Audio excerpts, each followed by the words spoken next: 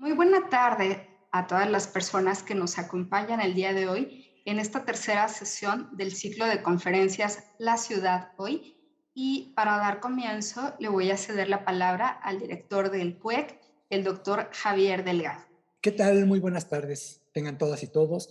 En nombre de la Universidad Nacional Autónoma de México y de la Coordinación de Humanidades, les damos la más cordial bienvenida a este ciclo de conferencias La Ciudad Hoy, en la cual tenemos hoy la gran, grata fortuna de tener con nosotros a dos autores, a dos investigadores, investigador e investigadora sobre el tema de la ciudad que eh, tiene una particular importancia en estos últimos años y que trata, lo han titulado su conferencia, Inercias urbanísticas y proceso constitucional en la Ciudad de México. Eh, para ello me voy a permitir presentarles a ustedes. Empiezo con la maestra Lidia González Malagón. Ella es socióloga por la Facultad de Ciencias Políticas y Sociales de nuestra UNAM. Tiene una maestría en Planeación y Políticas Metropolitanas por la UAM Azcapotzalco y es candidata a doctora en urbanismo actualmente por la UNAM. Su investigación actual versa sobre transferencias de derechos de desarrollo en la Ciudad de México. Ella obtuvo la distinción del Programa de Apoyo a la Investigación 2020 que otorga el Instituto Lincoln de Política de Suelo.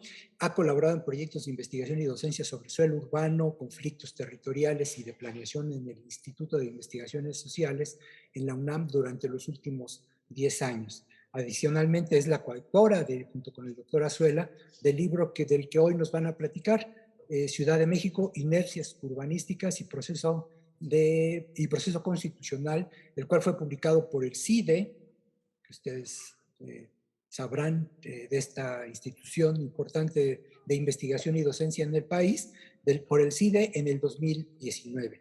Es integrante adicionalmente del Consejo Editorial de la revista Vivienda Infonavit y de la revista Ecúmene de las Ciencias Sociales. Ella ya nos dirá qué quiere decir esto de Ecúmene.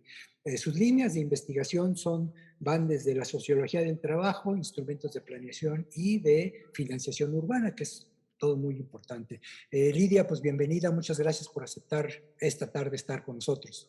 Muchas gracias a ustedes por la invitación y el espacio. Muy bien. Y bueno, por su parte, el doctor Antonio Azuela de la Cueva, pues no necesita presentación. El doctor Azuela es un reconocido investigador de la cuestión urbana desde hace muchos años, es pionero de esta línea de investigación de cómo desde el derecho se ve la ciudad, algo que pues muchas veces y en muchas de las discusiones nos vamos encontrando que además de las reflexiones que se hacen sobre el espacio construido, sobre las implicaciones o sobre las relaciones sociales que están implícitas en esta compleja y en particular de la Ciudad de México, pero en todas las ciudades pasa eso.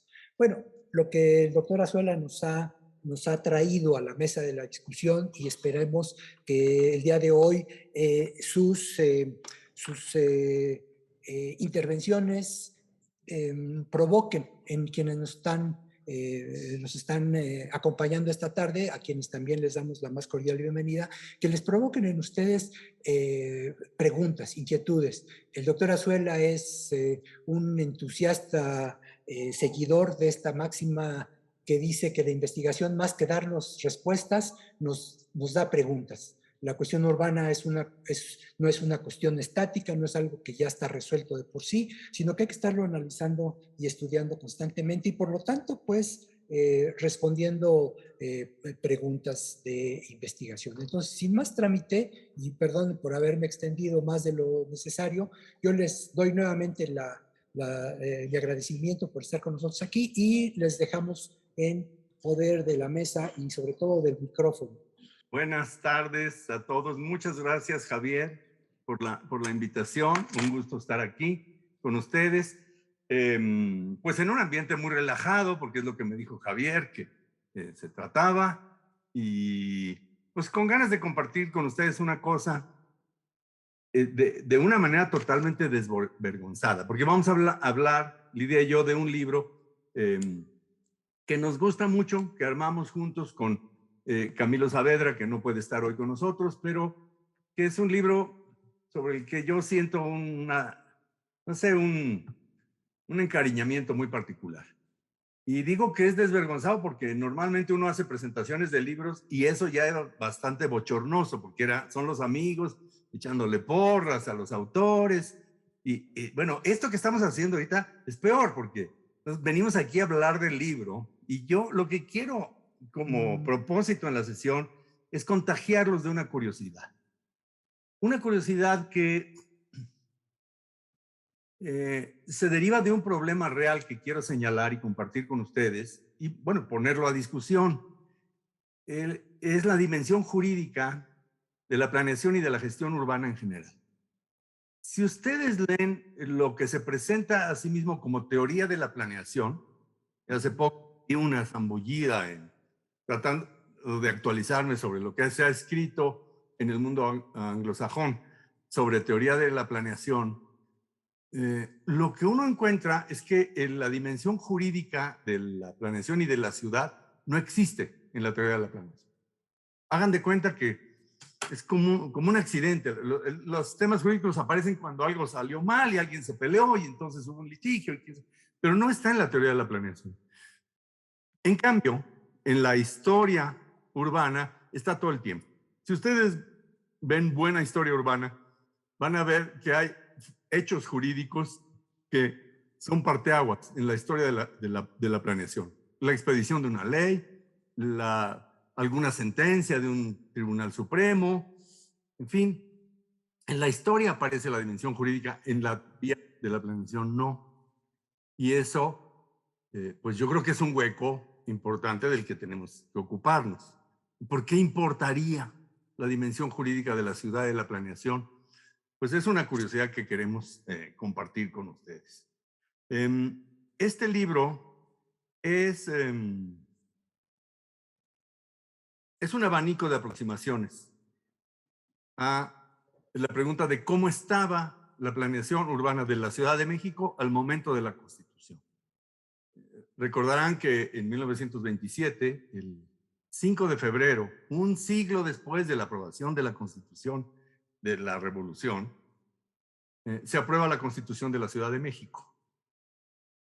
Y con ese motivo pensamos, Lidia, Camilo y yo, en armar un libro, que es el que estamos aquí tratando de compartir con ustedes, para describir cuál era la situación de la planeación urbana en la Ciudad de México al momento de la Constitución, que se supone que es un momento de refundación, en donde reinventamos el mundo y de ahora en adelante vamos a hacer así. Con la idea de que el régimen que tenemos tiene inercias tan fuertes que se van a prolongar mucho más allá del momento de la Constitución. Es decir, por eso no hablamos de Constitución, sino de proceso constitucional. La Constitución del 2017 echa a andar un proceso que va a tomar muchos años y que consiste en desmontar el orden existente. Entonces, la idea del libro es describir cómo es ese orden existente y a partir de conflictos, de prácticas, de análisis del litigio, de un montón de aproximaciones que están en el libro, que es un abanico de aproximaciones, porque algunos estudios son muy científicos, muy rigurosos, como los de Lidia y Camilo. Lidia nos va a hablar de los 2 capítulos que ella elaboró, y yo les puedo decir que el capítulo de Camilo es también muy científico y muy serio, porque es una reconstrucción del litigio constitucional en torno a lo urbano, de cómo los jueces han ido conformando esta jurisprudencia urbana. Y lo mío, pues, son testimonios y son propuestas, sin ningún rigor científico, pero con mucho entusiasmo. Entonces, ¿cómo estaba la cosa? ¿Cómo estaba la gestión en el momento refundacional o con intenciones de refundar, que es la Constitución del 2017? Es la pregunta. Y creo que hay por lo menos 2 temas muy fuertes de nuestro régimen que no cambiaron, que por mucha voluntad de refundación que tuvo el constituyente no pudo cambiar, porque era una inercia política extremadamente fuerte. Y creo que son temas de la agenda de quienes nos interesa la planeación en la Ciudad de México. El primero es la fuerza de las anteriores delegaciones, hoy alcaldías. En el constituyente hubo la intención de reestructurar la organización del poder político en la Ciudad de México, pero los renovadores se toparon con una cosa que en los pasillos del constituyente se llamaba, fíjense bien, el cártel de los exdelegados. Así le llamaban. Porque un conjunto de actores políticos que habían sido delegados del PRD, del PAN y del PRI se aliaron para que las alcaldías siguieran teniendo un ámbito de competencia. Entonces, por ejemplo, los nuevos programas de ordenamiento territorial de las alcaldías los siguen elaborando las alcaldías. El Instituto de Planeación solo va a dar un dictamen.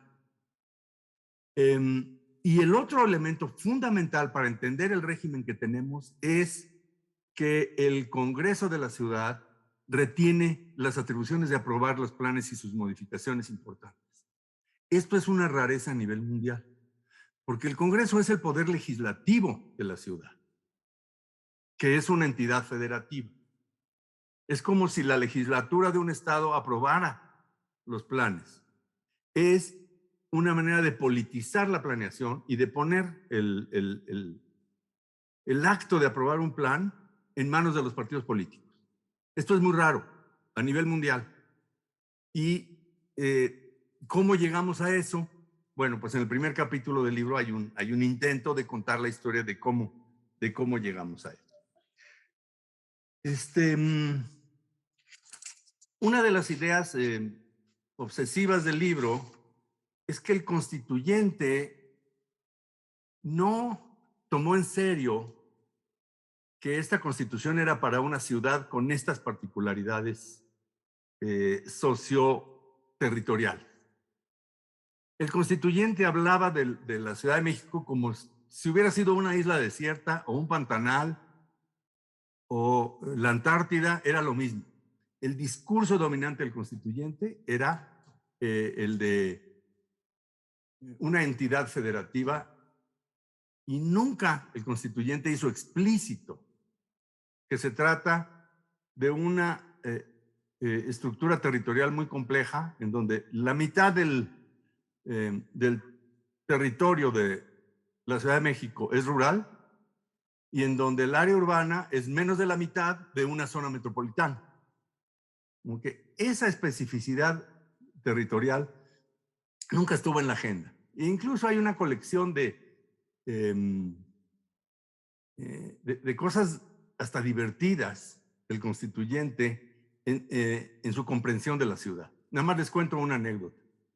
En algún momento el constituyente se plantea lo de la gentrificación, pues que es algo muy feo y que no nos gusta y todos estamos en contra de la gentrificación, sobre todo cuando tiene ciertos efectos. Cuando se presenta un artículo diciendo que es algo que hay que combatir, hay un diputado que se opone porque el artículo no prohíbe expresamente la gentrificación. ¿No? O sea, este diputado oye decir que la gentrificación es algo muy feo, entonces dice, pues si no la prohíben, yo no voto en contra de ese párrafo que menciona la gentrificación sin prohibirla. Bueno, cualquier urbanista, estudiante de doctorado, se da cuenta que la gentrificación no es una práctica que se pueda prohibir, es un efecto social acumulado de un montón de cosas. Es como la inflación. A ningún estado se le ocurre prohibir la inflación o ciertas enfermedades, ¿no? Se prohíbe la sífilis a partir del día de mañana. No se puede prohibir la gentrificación, pero no faltó el diputado que echó abajo un párrafo de la Constitución porque mencionando la gentrificación no la prohibía. Este es una anécdota que nos da idea de la dificultad que tiene la clase política en ese momento acrisolada ahí en el Constituyente de la Ciudad de México, para comprender la naturaleza de los procesos urbanos. Voy a describir brevemente los dos capítulos que quedaron en mi responsabilidad, y uno es una propuesta para redefinir el derecho de propiedad en el medio urbano, que tiene como preocupación el afán de definir la propiedad a partir de comprender el espacio. Y es preguntarse qué es esa cosa que está encima de los terrenos. Porque tenemos la tentación de hacer una importación extralógica y absurda del concepto neoyorquino de los derechos de aire, ¿no? El que tiene un predio es propietario hasta el cielo, ¿verdad? Hacia arriba. Si tengo un terreno, soy propietario de lo que está arriba. Eso hicieron los neoyorquinos para salir de un apuro que tenían en los años 60, inventaron los derechos de aire. Y de ahí la transferencia de potenciales de derecho, que es el tema del que Lidia es experta, y importamos la idea de que lo que está arriba de los predios es un aire que es propiedad de los propietarios y que puede vender. Un poco para responder a esta implícito, lo que yo propongo es que el espacio que está encima de los predios, el espacio que es edificable o que está en disputa si es edificable o no, es un recurso natural susceptible de apropiación. Y aquí lo que hago es colgarme de una frase del artículo 27 constitucional que le da a la nación el derecho de regular el aprovechamiento de los elementos naturales susceptibles de apropiación para hacer una distribución equitativa de la riqueza pública. Entonces, la idea es reconceptualizar ese espacio que está arriba de los predios para reconceptualizar la propiedad en su conjunto. Me refiero a la propiedad del espacio urbano. Y no caer en la tentación de que el dueño del terreno es dueño de lo que está arriba. Porque lo que está en disputa en el urbanismo, en un gran porcentaje, es qué se puede edificar y cuáles son las consecuencias de esas decisiones. Entonces hay una propuesta muy radical que incluso ya se coló en la Estrategia Nacional de Ordenamiento Territorial, porque como tuvieron la mala idea de invitarme a ser parte de los consultores que redactaron la versión final de la ENOT, de la Estrategia Nacional de Ordenamiento Territorial, pues yo me di el lujo de colar esos parrafitos ahí, y ahora ya es, diríase, una doctrina oficial, hasta de la 4T, puedo decir. Y lo último es el capítulo sobre las plusvalías, porque uno de los episodios más interesantes de la Constitución fue el escándalo que se armó porque tenía por ahí una disposición que tenía como finalidad la captura de plusvalía, que desató un escándalo que ustedes recordarán. Interesante esto. En donde, desde luego, los sectores más conservadores se opusieron a la idea de la captura de plusvalías, pero con una campaña que tuvo una resonancia popular importante, y que es lo que nos cuesta trabajo reconocer y yo invito a reconocer. Para dar una idea del tamaño que tuvo este problema, fue el único tema de todo el proceso constituyente en donde el jefe de gobierno, que era el autor, entre comillas, de la iniciativa, o sea, jurídicamente el jefe de gobierno es el que le manda al Congreso Constituyente el proyecto de constitución en el que participaron gentes muy destacadas, pero él es el responsable político de enviar la iniciativa al Congreso. Traía este regalito de las plusvalías que me temo que el doctor Mancera no leyó o no entendió en sus consecuencias. Y es el único tema del proceso constitucional en donde el jefe de gobierno le envía una comunicación por escrito al Congreso Constituyente, cuando se armó el escándalo, sugiriendo que se retirara, con el argumento de que no era su intención poner nuevos impuestos. Y ahí hay un tecnicismo muy importante, porque esos mecanismos de captura de plusvalía no tienen un carácter tributario, y esa es la pelea que se tenía que haber dado, y caímos en la lógica de que es muy malo poner más impuestos. Curiosamente, era el razonamiento de Morena también para rechazarlo. Por alguna razón nos preocupa que haya más impuestos. Una razón, no entiendo, pero toda la clase política coincide en que no debe haber nuevos impuestos, pero esto ni siquiera era un impuesto. Pero lo más importante de la historia es el apoyo popular que tuvo la protesta en contra de la captura de plusvalía. Y es lo que tiene que movilizarnos a pensar. Si no hemos, en el mundo de los estudios urbanos, si no hemos cometido el error de restarle importancia a la idea del patrimonio familiar, porque fue la idea del patrimonio familiar la que destapó, la que activó la movilización, sobre todo por la vía electrónica, de mucha gente preocupada porque el valor de su departamento se iba a venir abajo, iba a atentarse contra el patrimonio familiar. Ya estoy a punto de terminar, solo quiero decir sobre este punto que es un reto para los estudios urbanos entender lo que hay en los sectores medios y en buena parte de los sectores populares sobre este apego a la propiedad y los malentendidos que existen en el espacio público mexicano sobre la captura de plusvalías, porque evidentemente para cualquier especialista en el tema, un sistema de captura de plusvalías no afecta los patrimonios familiares, afecta los cambios de valor súbitos que se dan por cambios de normatividad, por infraestructuras a los grandes propietarios de tierras.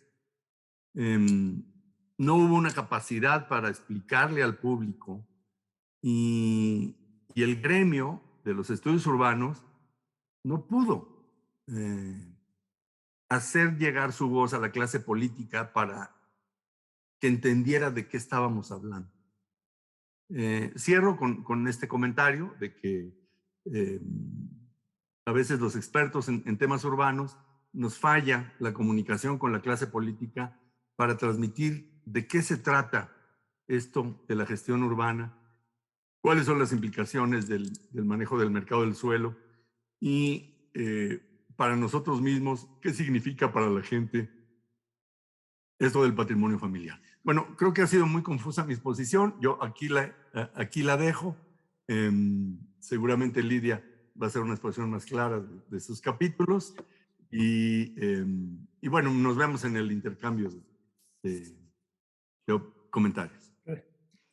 Gracias, doctora Azuela. Pues como dice el dicho popular, al buen entendedor pocas palabras, y creo que tú nos has puesto pues bastantes buenas palabras sobre la mesa.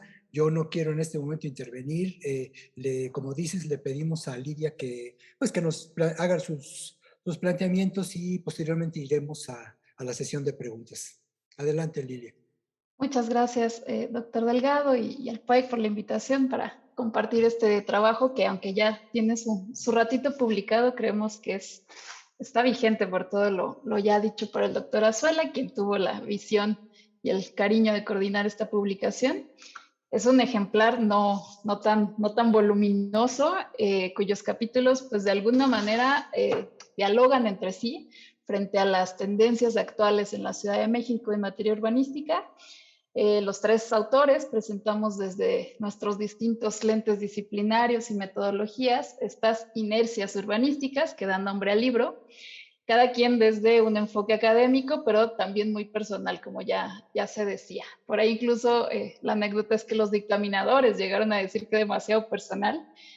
Ya verán por qué. Creo que de pronto incomoda la narrativa en primera persona, pero pues el libro tiene este atrevimiento en uno de los capítulos más o menos incluso divertidos, creo yo, de autoría del doctor Azuela, que es este que narra la vida de unos párrafos en torno a la plusvalía urbana, párrafos pues muy intervenidos en esto del proceso constitucional. Como se da cuenta en este capítulo, que se mete a la cocina del legislador de una manera que yo creo que quienes estamos ajenos a estos procesos, pues no llegamos a conocer. Justo esta semana participaba yo en un espacio de discusión rumbo al proceso de reforma constitucional en el Estado de México y por supuesto mencioné algunos pendientes y saldos positivos que en este libro se enuncian sobre el proceso constitucional capitalino. Con suerte puede ser esto un aporte al futuro que depare a nuestra propia Constitución de la Ciudad de México o bien a procesos de otras entidades. Justo recordemos que una constitución pues está en proceso permanente de ser intervenida y pues será importante tener a mano los antecedentes de las discusiones. Y es también la constitución pues un buen pretexto para comentar el conjunto de reglas que regulan lo urbano, es la cara más visible y en donde más expectativas quizás ponemos de todo el entramado normativo que instaura un cierto orden urbano. Nos guste o no, estemos de acuerdo, sea ordenado o no.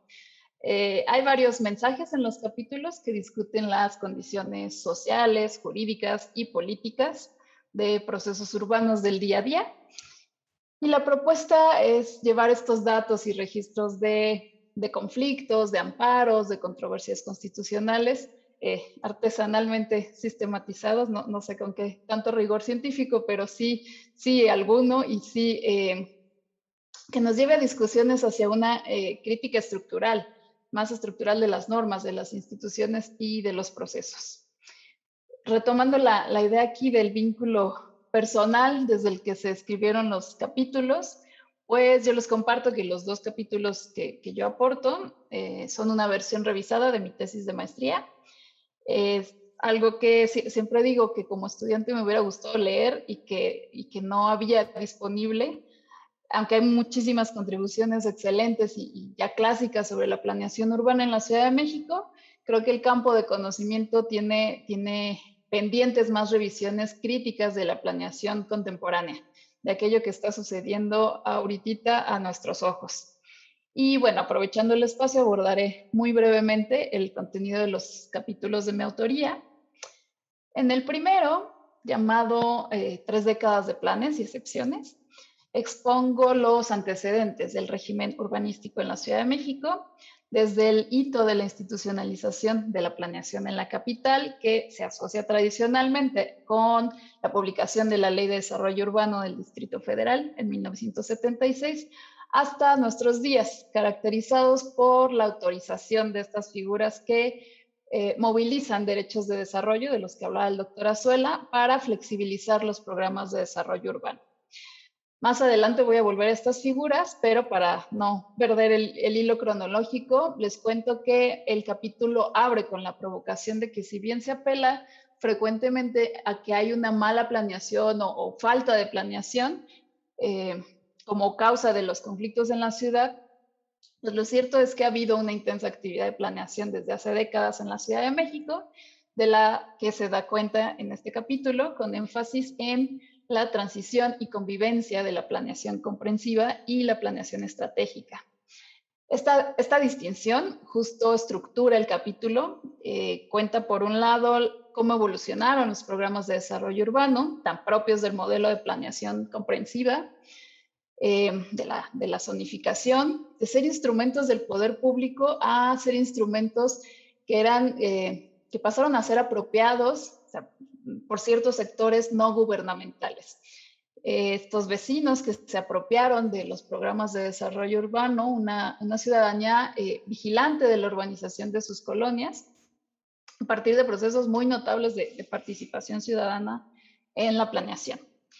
Presento de manera muy esquemática los instrumentos de planeación del periodo reciente, en cuadritos, espero yo, didácticos, por escala geográfica de la planeación, general, delegacional, parcial. Incluso cuento la historia de estos términos, que en administraciones pasadas no eran los mismos términos, y también los instrumentos por año de publicación. Un poco explico el porqué del particular ritmo de publicación en ciertas delegaciones, que se detuvo y en otras avanzó más rápido, o en colonias, en el caso de los programas parciales.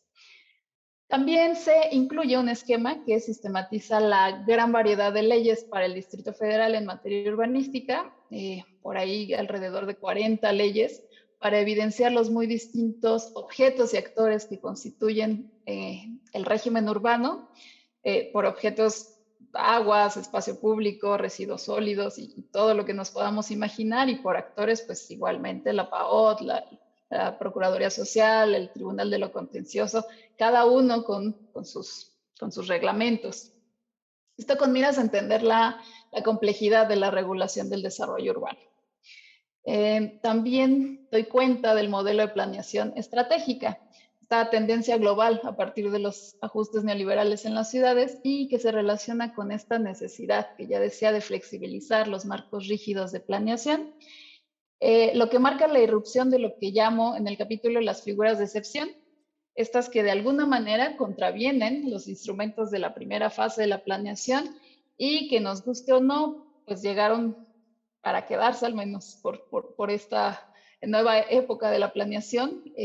Lo que está por discutirse es justo su legitimidad y sus formas de implementación, que es justamente la continuación de mi actual trabajo de investigación, cuyo objetivo es evaluar la implementación de los sistemas de transferencia de potencial de desarrollo urbano en la Ciudad de México. Por si interesara el instrumento, podemos discutirlo en la sesión de preguntas y respuestas. Estoy por ahí ya en la recta de armar conclusiones en torno a este instrumento que moviliza derechos de desarrollo.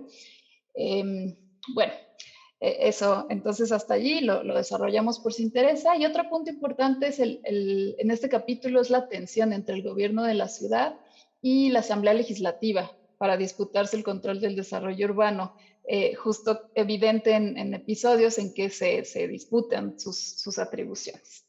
Entonces, en síntesis, este capítulo plantea esa heterogeneidad de normas en cuanto a su naturaleza jurídica y alcances, mientras que el otro capítulo de mi autoría problematiza los efectos de la aplicación e invocación de estas normas en el contexto de conflictos por el uso y apropiación de conflictos por el uso de suelo.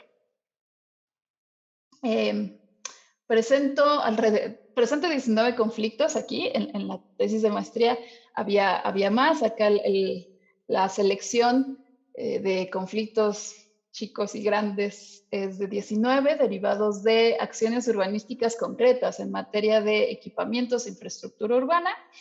Encontrarán todas las escalas de estos casos, el caso del aeropuerto en Atenco, lo mismo que de una gasolinera pequeña instalada sobre Avenida Tlalpan, de manera irregular, cercana a vivienda.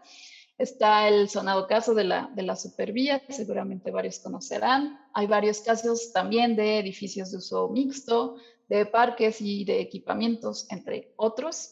Y lo interesante, creo yo, en este capítulo es la comparativa en los argumentos de los actores involucrados, en sus expectativas en torno al derecho y en torno a las herramientas formales de planeación, y la diversidad de las estrategias de movilización, tanto políticas como por la vía legal, se imaginarán en las calles y en los tribunales. Entonces, este capítulo, que justo lleva por nombre Antología del Conflicto, pone en el centro la conflictividad urbana como intrínseca al desarrollo urbano, con la intención de presentar una suerte de radiografía de cómo se mueven los ánimos y los enojos en relación con la regulación en la ciudad en casos representativos. Esta sistematización de casos que aparecen en el libro como fichas individuales, algunos con fotografías de ágil lectura, 2, 3 páginas, revela de diferentes maneras el papel de las reglas jurídicas en la sociedad. Bueno, para ir cerrando, creemos, y justo también hablo en nombre del doctor Camilo Saavedra, que hoy no nos acompaña, pero creemos que se trata de una lectura pues amigable e interesante para un público no solo académico y no solo habitante de la Ciudad de México, sino más diverso, incluso de fuera de México. Veo que algunos se conectan de otras ciudades, pero que somos personas interesadas en nuestras formas particulares de planear y gestionar la ciudad en años recientes. Esas formas particulares y no tan particulares, como nos comentaba Diane Davis en la presentación del libro, en tanto revelan también formas globales de organizar y de reaccionar ante estos procesos. El libro está concebido como una guía para quienes buscan representar una representación de los intercambios en la ciudad, a partir de argumentos y actuaciones de ciudadanos, de legisladores, de jueces, de funcionarios, de restauranteros, de vecinas enojadas, de abogados abusivos y de todo tipo de actores que construimos la ciudad, sin sesgo, espero, hacia alguna de las partes, o eso quisimos disponer los autores. No es una obra desde el activismo social, sino desde el más genuino interés académico.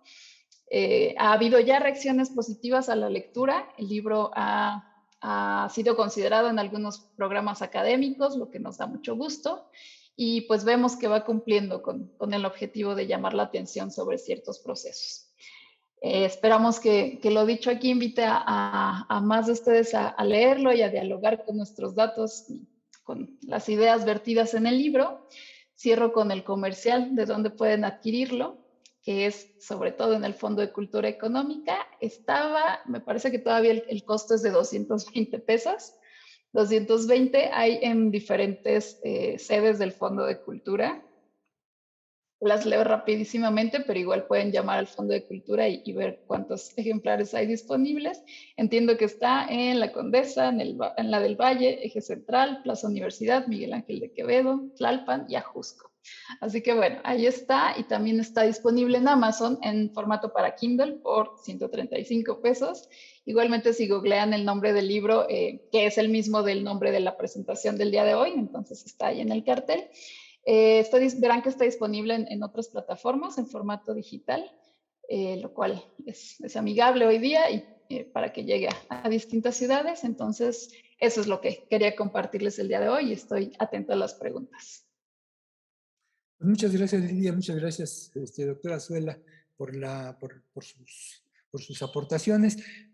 Como ustedes habrán visto, quienes nos están siguiendo, y saludo muy afectuoso a todos nuestros colegas y amigos que están aquí presentes, nombrarlos a todos le quitaría mucho tiempo a la discusión. Me quedo solamente con una frase, pues más que una frase, una idea que me parece que sitúa muy bien la preocupación de las reflexiones plasmadas en este libro, que es cuando Lidia nos dice que como contexto de su análisis, que la planeación estratégica que surge en estos años 80, 90, bueno, tú no propusiste fechas, pero imagino que andarán por ahí, que es muy distinta, dijiste, de la primera fase de la planeación, y que se complementa, y que por otro lado, el otro extremo de este continuum, o de este plazo temporal tan amplio en donde se desenvuelve la planeación que padecemos, yo voy a decir que hemos producido, pero que padecemos en estos momentos, cuando él nos dice que el momento que cierra, que parece cerrar este dilatado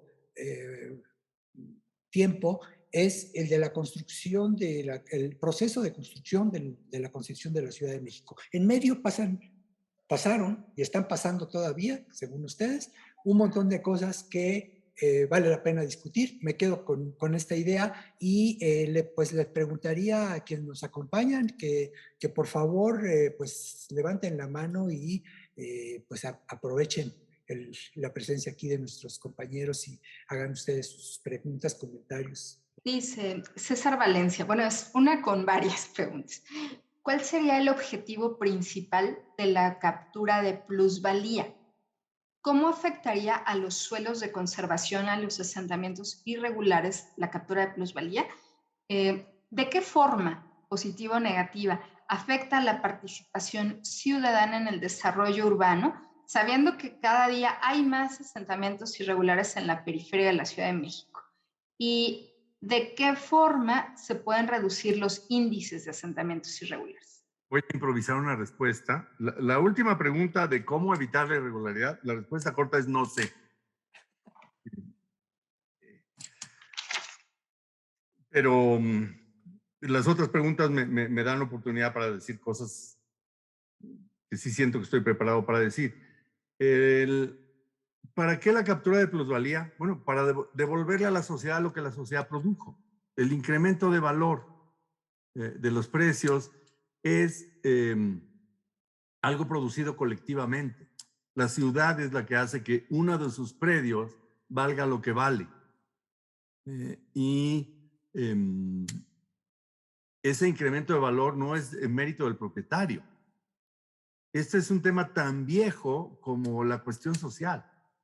Este tema está claramente planteado a fines del siglo XIX por todos los observadores agudos de los fenómenos urbanos que están viendo que se hacen grandes fortunas con el incremento de precio de la tierra.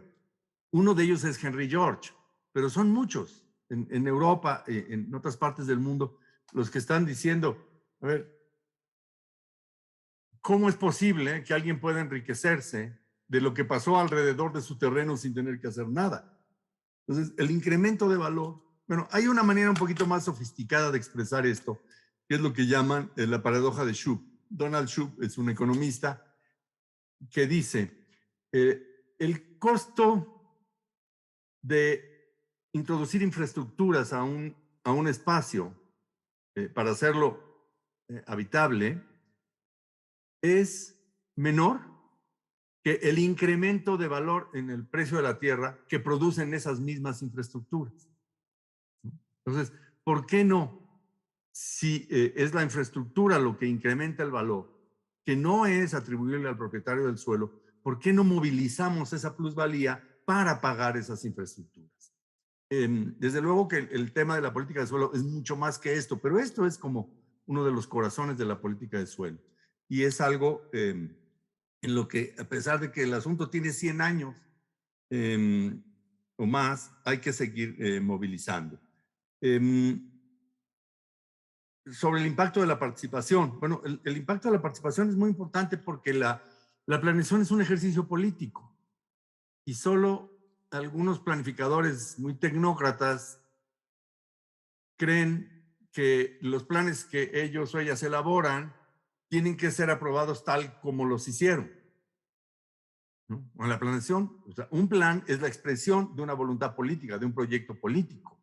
Y eso tiene muchos actores. Y en una sociedad democrática, lo lógico es que lo que propone el especialista pues, va a ser alimentado por una serie de voces que son la sociedad y la vida pública tal como existe y se expresa, ¿no? Entonces, pues el papel de la participación social es el de elaborar la legitimidad de lo que proponen los expertos, ¿no? Eso como una primera reacción, con ganas de oír más preguntas. No sé si quieras añadir o reaccionar. Sí, Lidia. Me cuelgo de esta pregunta, tratando de vincularla con el tema específico de asentamientos irregulares y como con la humildad de las políticas de suelo y de los mecanismos de captura de plusvalía no resuelven todo y no resuelven directamente el tema de asentamientos irregulares. Lo que sí hacen es proponer un mecanismo progresista de financiación. Sí, ya lo decía el doctor, para capturar recursos entre los propietarios que se benefician de una infraestructura pública que les otorga mayor plusvalía, pero no está pensada realmente en suelo que no tenga demanda, en suelo irregular. Está pensada estos mecanismos para ser cobrados a propietarios en localizaciones privilegiadas, ¿no? Y ojo con eso porque pues justo pues por ahí no resuelve un problema de vivienda, ¿no? Y no resuelve entonces que haya población que esté dispuesta y tenga la necesidad de asentarse.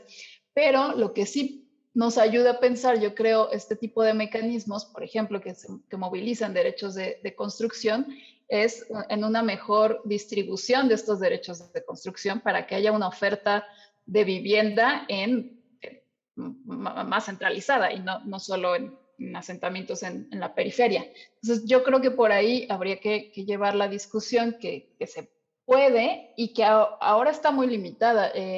En mi investigación sobre el sistema de transferencia de potencialidad, algo se reconoce de este instrumento para vivienda inclusiva, para proyectos del INVI, concretamente estos proyectos de 6 niveles a partir de transferencia potencial, lo cual es una buena noticia, creo yo. La mala noticia que algunas, que entiendo han denunciado algunos líderes de asociaciones de vivienda social, pues es las condiciones en las que se construye, ¿no? Y que estos 6 niveles, justo lo que crean reproducen condiciones de hacinamiento.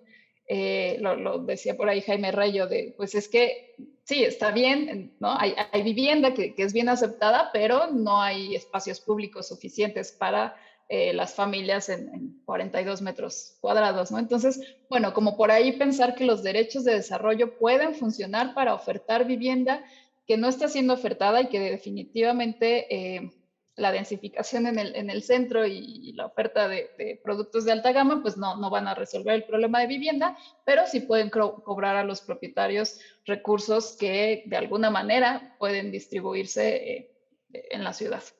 Hay aquí otro par de preguntas que nos dicen. Ana Areces, ¿cómo creen que el Instituto de Planeación Democrática y Prospectiva de la Ciudad de México navegará con un nuevo concepto de ciudad? Y Celso González pregunta, ¿podrían hablar un poco de los casos donde se involucran fibras, ya que suelen ser desarrollos grandes, y si ven algún tipo de patrón en cómo se resuelven estas disputas diferentes a los desarrolladores más tradicionales? Hay una más. Tiani Torres pregunta, la ahora llamada Ciudad de México, desde el nombre ciudad, pareciera no reconocer la heterogeneidad de su territorio, entre ello suelo con características y en donde hay actividades, población desarrollando actividades rurales, además de propiedades con años de litigios. En ese sentido, pareciera que solo se piensa y se diseñan instrumentos de planeación, desarrollo urbano, financieros, etcétera, enfocados solo a áreas urbanas. ¿Qué instrumentos y reformas se han hecho pensando en lo rural? Hay otra pregunta, pero no sé si la digo de una vez o hacemos otro grupo de 3. Si les parece bien. ¿Qué opinas, Lidia?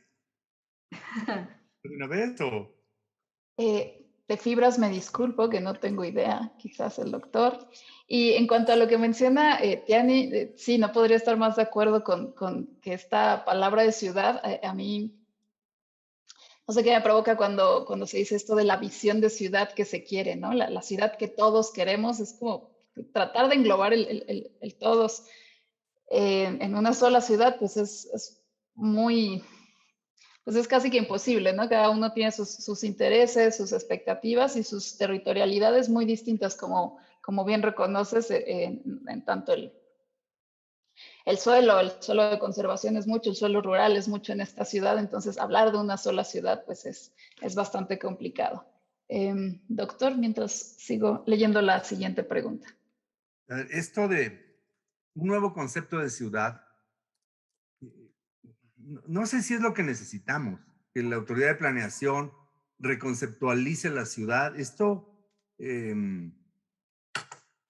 puede tener un costo muy alto, porque pedirle al órgano de planeación un trabajo académico que redefina lo que es la ciudad o la ciudad puede llevarnos a deseconomías en la administración de los planes.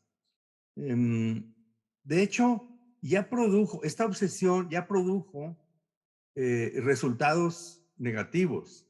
El documento que se presentó para consulta pública como nuevo programa de ordenamiento general del territorio seguramente está lleno de esta obsesión por definir un nuevo modelo de ciudad.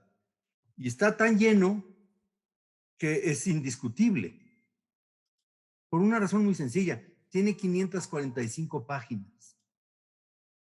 Entonces, someter a consulta pública un documento de 545 páginas lleno de tecnicismos, de aspiraciones conceptuales, fue una manera de paralizar el proceso de planeación. Yo no me imagino un ciudadano leyendo un documento de ese tamaño, traten de leerlo, de veras, bájenlo y traten de leerlo. Yo lo leí porque a mí me pagan por él, porque yo soy académico, me pagan por esas cosas. Y estuve varios días leyéndolo y anotándolo. ¿Qué ciudadano va a hacer eso? Y no es el peor caso. Les cuento que hace poco tuve que desahogar una consulta profesional sobre un proyecto de programa de desarrollo urbano de una de las ciudades por donde va a pasar el Tren Maya. Una ciudad que hoy tiene 14,000 habitantes y que podría llegar a 35,000 si es un éxito turístico lo que pasa ahí después del tren. El programa que hizo el consultor tiene 750 páginas. Yo creo que ni París ni Nueva York tienen planes de esa extensión, ¿no? Entonces, elaborar eso para someterlo a consulta de la gente no tiene pies ni cabeza. Yo creo que sí, que bueno que tengamos una nueva idea de ciudad, pero por favor, en 5 páginas, y luego me expliquen cuáles son las nuevas reglas y hacia dónde va exactamente.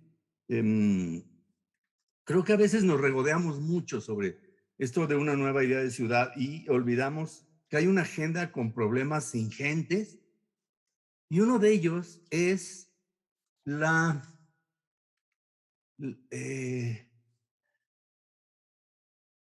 especie de, no sé cómo llamarle, la inerradicabilidad de la zonificación. Dice, la mayor parte de los expertos en urbanismo que yo escucho hablar están desencantados de la zonificación, ¿no? Y hasta lo dicen en inglés, el zoning. Es que el zoning ya está superado. Es que hay que buscar otras formas. Eso está en los planes de desarrollo urbano desde la versión de 1980 en la Ciudad de México. Yo me acuerdo que el plan tenía una reflexión de que hay que superar la zonificación como el único instrumento. Y es el instrumento más poderoso porque la ciudadanía se apropió de él. Y sobre todo las organizaciones vecinales de los espacios de clases medias y más afluentes. La zonificación es fuerte porque tiene una base social. Y el planificador quisiera desmantelar la zonificación para establecer otro tipo de régimen y no puede. Y yo creo que tenemos que poner en la conversación pública que esto es un problema, que tenemos dilemas, tenemos dudas, y me parece que este tema está muy rico en las sobremesas, en los coffee breaks de los congresos, y que tendríamos que llevarlo a la conversación formal, académica y política de qué hacer con la zonificación. Digamos, eso lo menciono como uno de los temas de la agenda de la planeación urbana de hoy, donde hay una tensión entre el balance que hacen los expertos y las especialistas y la realidad institucional, que está impregnada de una militancia vecinal que lo que tiene para defenderse es la zonificación, y que deberíamos poner esto sobre la mesa, porque es una de las inercias urbanísticas que vamos a tener que enfrentar. Yo dudo mucho que en los próximos años sea fácil desmontar la idea de que en los programas ahora de alcaldías hay una zonificación inamovible y que eso es el referente principal de la ciudadanía en relación con los planes de desarrollo urbano. Esa es una inercia urbanística tremenda que tenemos y en donde no estamos dialogando del mundo de los especialistas y el mundo de la política, porque al final son los diputados del Congreso los que dicen, no, aquí hay muchos ciudadanos muy enojados y suma urbana y qué sé yo, basta con que salgan 7 tweets y ya paralizaron el Congreso y nos quedamos con una zonificación congelada, cuando en teoría estaríamos pensando en muchas alternativas, ¿no? Muchas gracias, doctor.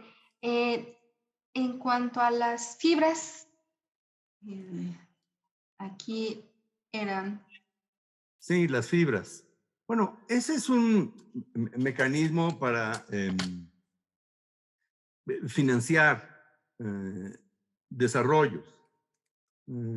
no tiene ningún misterio. Es un fideicomiso donde inversionistas son atraídos por un promotor para ponerle dinero a un proyecto, y es un mecanismo financiero, ¿no? Como que entrar a las tripas de esto sería de un tecnicismo pues muy aburrido para una reunión como esta. Como muchas figuras jurídicas, me interesa más una visión sociológica o casi antropológica de esto, ¿no? La F es de fideicomiso y se volvió una mala palabra como la F en inglés. Si es fideicomiso, debe haber corrupción. Yo creo que tenemos que quitarnos esas ideas de la cabeza. Es un mecanismo financiero como cualquier otro, y la corrupción no está en la figura jurídica, sino en la manera como se hace. Gracias, doctor. También hay otras dos preguntas de Cecilio Pintado, la primera que dice, ¿en qué momento afecta al ciudadano el pago de impuesto de plusvalía? ¿En el pago del siguiente impuesto predial o cuando enajena su propiedad? Y César Valencia vuelve al tema de concepto de ciudad, pregunta si con este nuevo concepto de ciudad y el constante proceso de transformación se podría asegurar la sostenibilidad de la Ciudad de México. Yo me animo con la pregunta de Cecilio. Bueno, primero distinguir que no es un impuesto, justo se trata de distinguir el carácter tributario de los mecanismos de captura de plusvalía y en ese sentido entenderlo como que no es un impuesto sino un tipo de cooperación, de agradecimiento incluso con la ciudad, de retribución con la ciudad en el reconocimiento de que gracias al esfuerzo colectivo, gracias a que todos pagaron sus impuestos y ese recurso se movilizó en una administración que produjo obra pública, gracias a eso es que un propietario tiene plusvalía, se beneficia. Y entonces, claro, el impuesto predial, según se actualice su base catastral o se aumenten las tasas impositivas, en cierto grado capturan plusvalía, pero no es que sea un instrumento diseñado en ese sentido. Allí hay muchos otros mecanismos que sí, que su diseño en toda su naturaleza es la captura de plusvalía. ¿Y en qué momento afectan al ciudadano? En el momento en que el ciudadano se ve beneficiado, yo diría, con esa plusvalía. Y casos muy concretos, hay tantos tipos de instrumentos de captura de plusvalía, pero generalmente el que se dice como más básico y como por el que habría que empezar quizás y que funciona sobre todo en ciudades pequeñas es la contribución de mejoras, que es aquella donde se paga por la obra pública que se hizo en un plazo determinado. De hecho, esa contribución de mejora sí suele cargarse al recibo del predial y se distribuyen los costos por la construcción de tal obra pública entre ciertos beneficiados. Y cada ciudad tiene su forma de distribuir estos costos, ya sea algunos con reglamentaciones muy específicas de si son solamente los cercanos o los que dan a la vía que se está haciendo, o hay cierto radio de afectación. En fin, hay muchos términos, hay diferentes plazos. La Ciudad de México, por ejemplo, pone en su código fiscal, dispone de 2 años para hacer este cobro. Entonces, bueno, ese es el momento en que este mecanismo en específico se materializa. Quizás aprovecho para decir que hablar sobre justo la experiencia más reciente de contribución de mejoras en la Ciudad de México, que no se había activado desde hace décadas y se hizo en el ejercicio fiscal 2015 con la intervención del corredor peatonal, del corredor comercial de Avenida Mazarik en Polanco, que es una de las colonias con más ingresos de todo el país incluso, y que en realidad pues no tuvo el mejor saldo en cuanto a la contribución de los contribuyentes, bastante renuentes a este pago, no acostumbrados, no se entiende el instrumento, no queda claro los términos del ejercicio y bueno, hubo muchas exenciones del pago, muchas condonaciones. De hecho, no se sabe en qué términos si se recuperó lo que se proyectaba. Entonces, bueno, son pasos para iniciar la apertura a este tipo de mecanismos de captura de plusvalía que, pues, insisto, afectan al ciudadano en el momento que el ciudadano se ve beneficiado. Aprovecho la palabra para hablar de la segunda pregunta sobre el concepto de ciudad, que yo creo que no sé si haya uno nuevo, sino que todo el tiempo se va transformando el concepto. Y justo nos tiene como en esta representación de ciudad esquizofrénica, ¿no? En la Constitución de la Ciudad de México quedaron todos estos términos para describir la ciudad como una ciudad inteligente, democrática, incluyente, sustentable, densa, etcétera, etcétera, y pues se suma como a los paradigmas, pero no, y contribuye a la discusión sin duda de qué líneas programáticas, hacia dónde se quiere apuntar, pero no sé si soluciona y mucho menos si asegura la sostenibilidad de la ciudad. Doctor. Sí, yo, una clarificación conceptual y una referencia histórica. Hay que distinguir entre las políticas de recuperación de plusvalías, una política de suelo tendiente a recuperar plusvalías y los instrumentos específicos a través de los cuales se hace. La variedad de instrumentos es muy grande, ni siquiera tenemos un acuerdo de cuáles son esos instrumentos. A veces se dice, no, este es captura de plusvalía, este no es. ¿Cuándo el impuesto predial es de captura de plusvalía? Pues cuando refleja los valores, cuando el valor catastral expresa el valor de mercado. Eso es muy raro. Normalmente, digamos, lo que yo entiendo como el consenso latinoamericano es que el impuesto predial no se puede esperar que capture plusvalía. Es como para pagar el mantenimiento. Si tenemos un condominio y hay una cuota de mantenimiento, el predial sería el equivalente.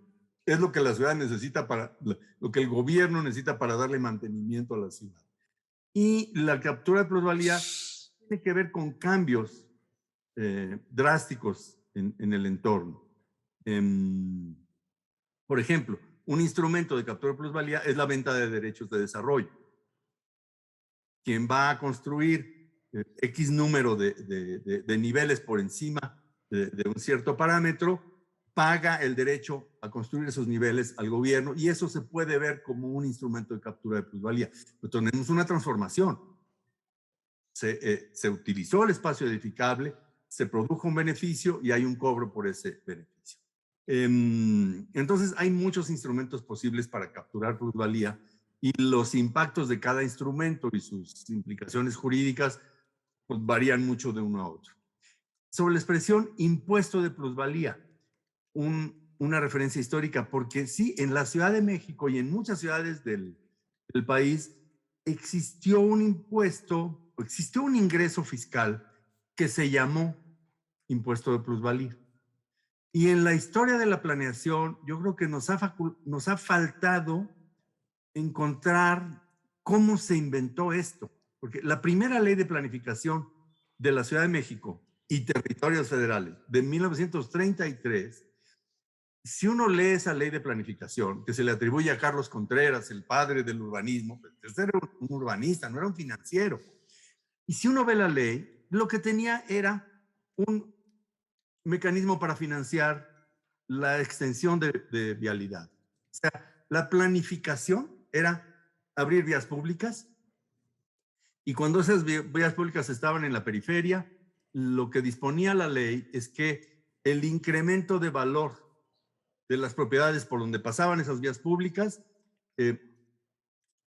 generaba una obligación por parte de los propietarios para aportar, para sufragar esas obras públicas. Ese razonamiento, que es muy financiero, yo no sé de dónde salió. A mí me gustaría que los historiadoras se metieran, porque me da la impresión de que hay ahí una idea de Henry George, que puede haber sido Modesto Roland, que no era de la banda de Carlos Contreras y que probablemente esa ley de planificación era más de financiamiento urbano y dio lugar a eso que se llamó impuesto de plusvalía. La ley se reforma 3 años después porque Antonio Ortiz Mena hace un documento donde dice que es muy frágil jurídicamente.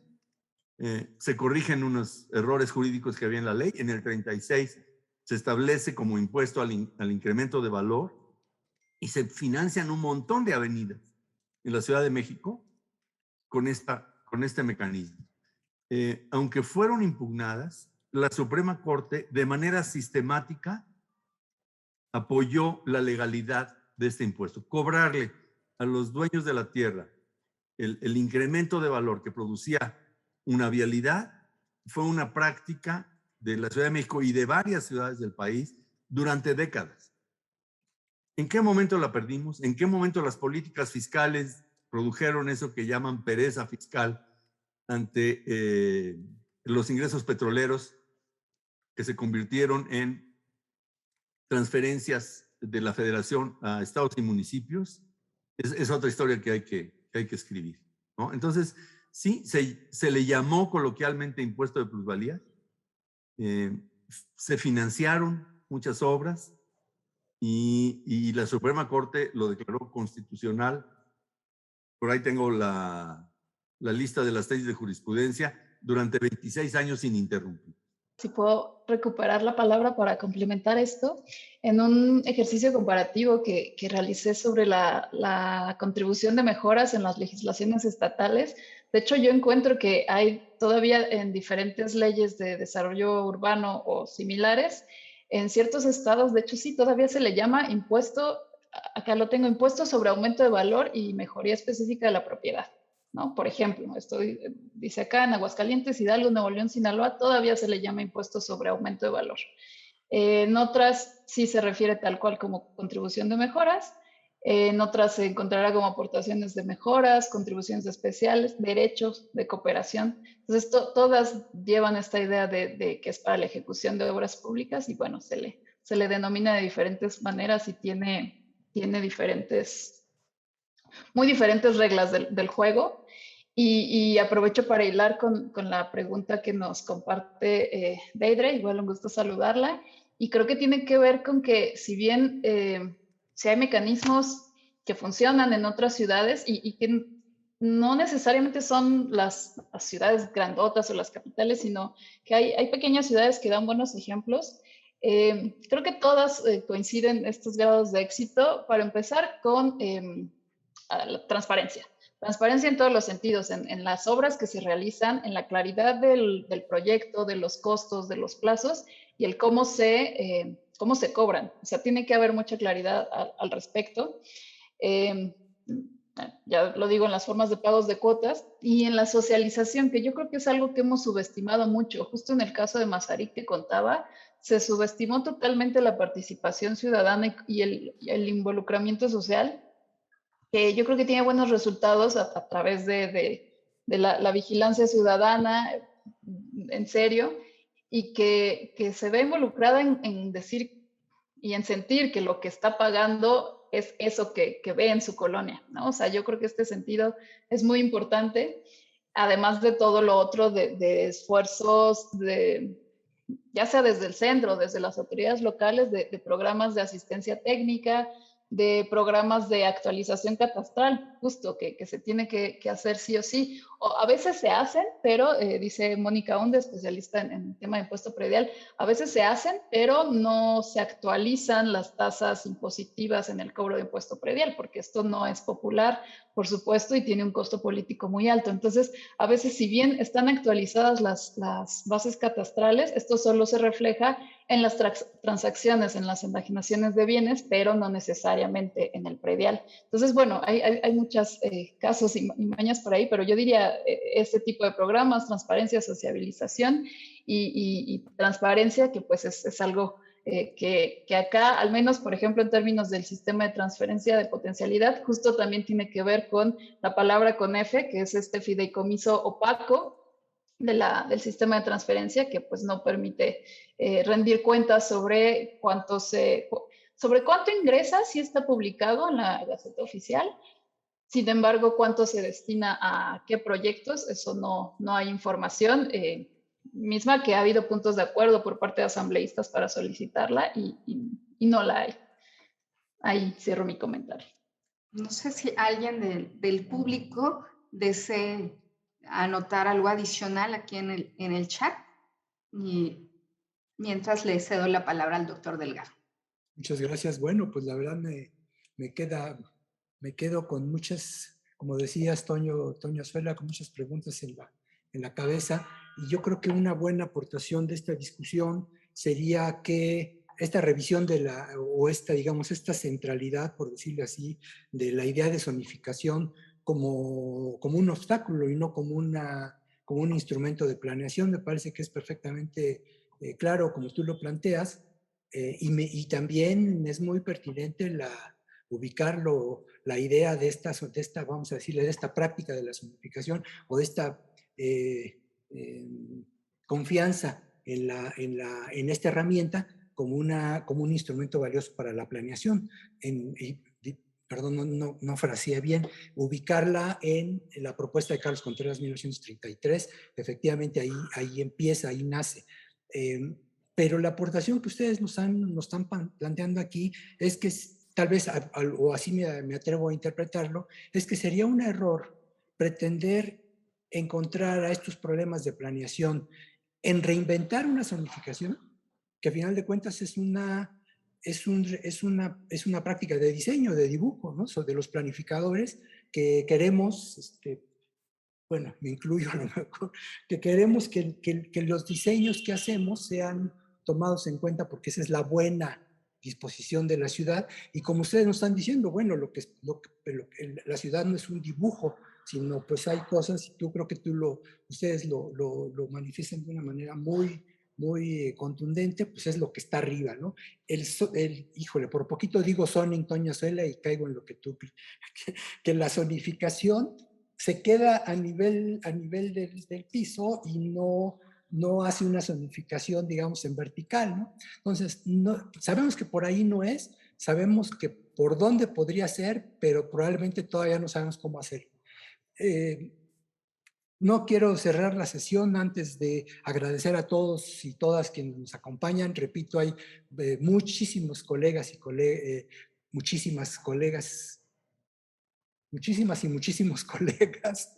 A ver, no quiero, que nos están siguiendo. Muchas gracias a todas y todos. Veo aquí también que tenemos colegas peruanos que nos están siguiendo. Con todo eso, pues muchas gracias por su interés.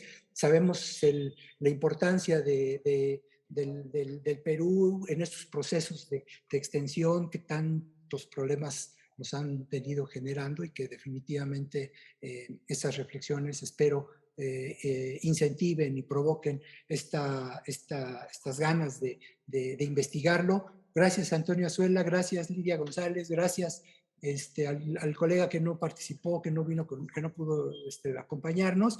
Y pues ojalá que quienes nos escuchan y están realizando su tesis o están pensando en hacer su tesis, pues tomen este gusto por la investigación, que como dice Toño Azuela, nos pagan para eso y lo hacemos con mucho gusto porque sabemos que es un tema, que es un problema social, que a final de cuentas es algo que la universidad, la UNAM, hace, pues para eso surgió la universidad, para eso se creó la universidad y para eso seguimos trabajando. Alejandra pide la palabra y yo creo que ella tiene mejores formas de decir lo que estoy diciendo. Adelante, Alejandra. Si me permiten, Roberto Mora, acá desde Ciudad Juárez, un saludo a todos. Roberto, bienvenido, muchas gracias. Yo creo que aquí lo importante de este planteamiento que está haciendo el doctor Azuela es la necesidad real que están teniendo los municipios, que están teniendo las ciudades, pues, para poder buscar más ingresos, porque nos está rebasando el crecimiento y con el poco presupuesto para la inversión en infraestructura, ¿no? Entonces, aquí es el reto para los planificadores, que nos estamos convirtiendo también en un apoyo en ese sentido para el financiamiento de las ciudades a través de este tipo de programas y de procedimientos. Entonces, yo creo que por ahí tiene que ser, ¿no? Gracias, Roberto. No sé si quieren reaccionar, Toño, Lidia. Sí, no, totalmente de acuerdo. Yo creo que lo que está diciendo Roberto lo dice desde una posición muy interesante, desde un implant. Ahí es donde se viven los dilemas, las expectativas, y ahí es donde está nuestro conocimiento. Yo creo que nos falta mucho. Yo siempre estoy pensando en la agenda académica, ¿no? de documentar las cosas y las iniciativas que ocurren en la vida local en México.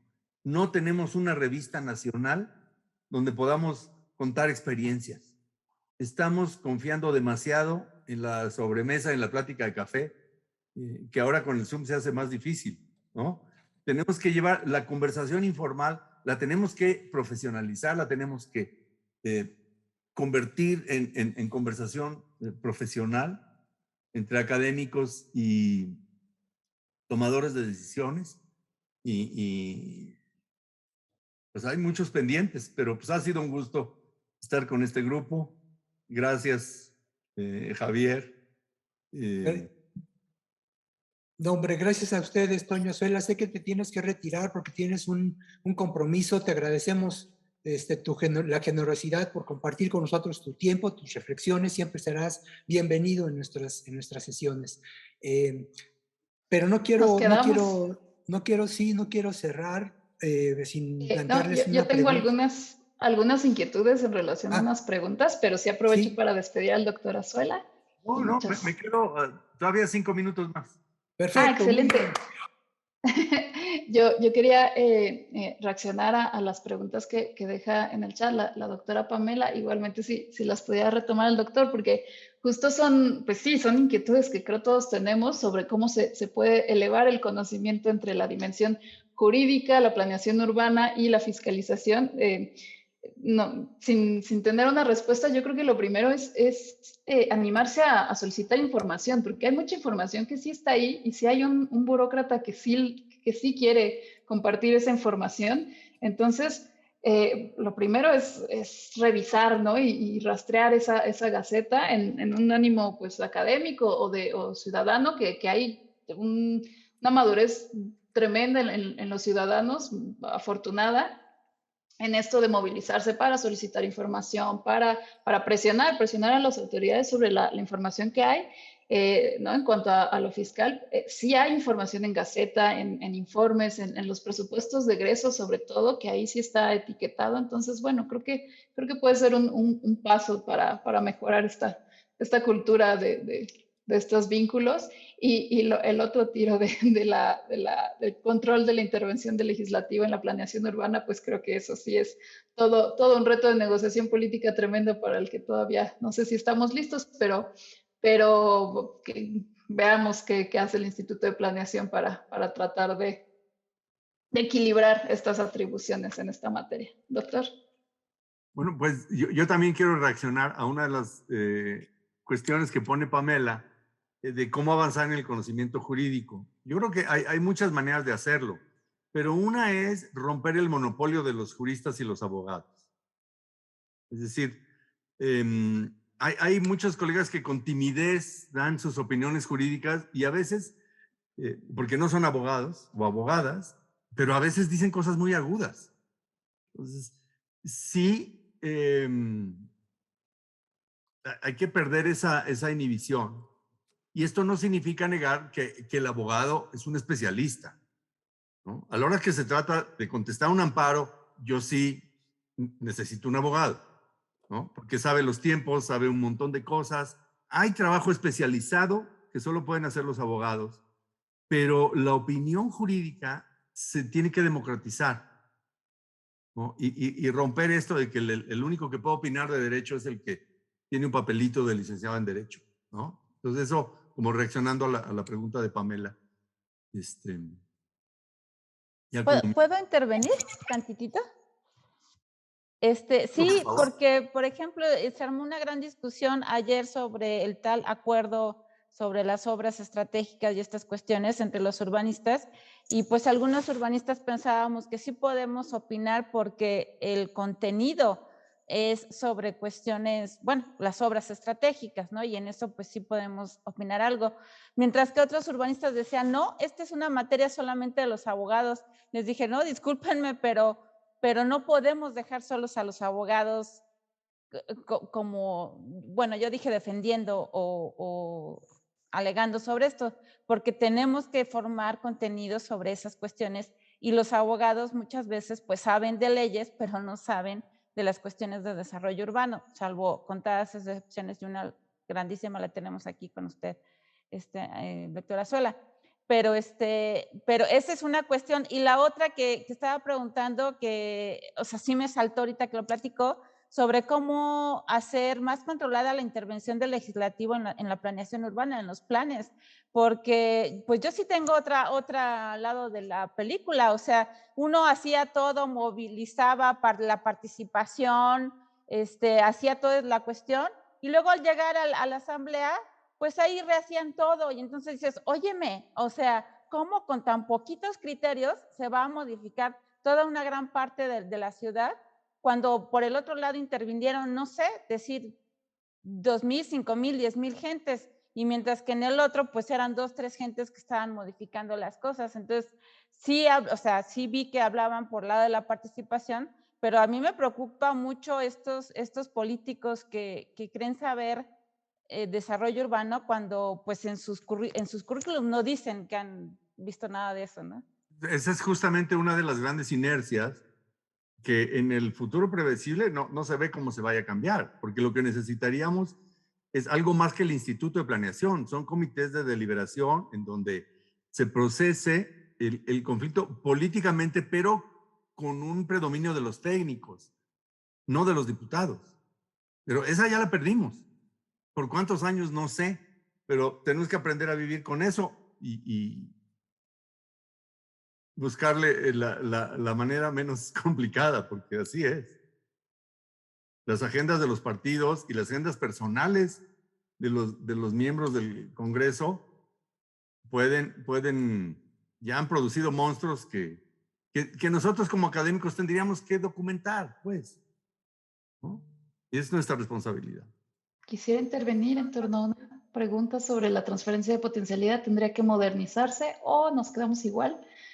Solo decir que sí, evidentemente es necesario modernizarla. Yo empezaría por el hecho de asumir que no es una transferencia, sino un mercado de derechos de desarrollo, que existe un mercado entre privados y que debe regularizarse. Lo otro que ya decía, transparencia de los ingresos, es muy importante, rendición de cuentas. Y lo otro, la capacidad institucional.